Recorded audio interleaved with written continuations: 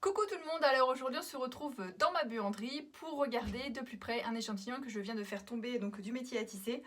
Sachant que lorsque je fais des échantillons, je les fais sur une largeur assez importante, sur 40 cm alors que 20 cm suffisent.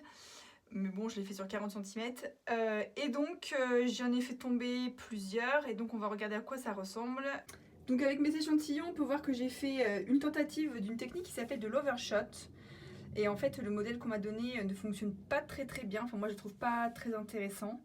Mais j'ai quand même voulu essayer de tisser ce fil de coton qui a une matière un peu particulière, un petit peu sèche, plus sèche que du coton traditionnel, habituel. Et j'en ai des quantités industrielles, donc je voulais vraiment essayer d'en faire quelque chose et voir comment ça se comportait.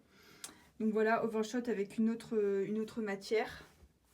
Encore une fois, la structure de l'overshot, en fait, c'est l'entrecroisement d'un tabi, ce qu'on appelle un tabi, c'est-à-dire une toile avec un motif en sergé par-dessus. Donc en fait l'entrecroisement des deux, donc c'est-à-dire qu'en fait il y a un motif en sergé, une duite donc de toile, un motif en sergé, une duite de toile dans l'autre sens.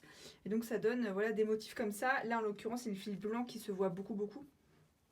Et là j'ai fait une tentative avec de la couleur initiale, de la couleur de la chaîne, pour voir à quoi ça ressemblait. Et puis j'ai fait également ça de manière à avoir voilà, une toile en coton, voir comment ça se comportait au lavage, donc c'est très chiffonné, hein.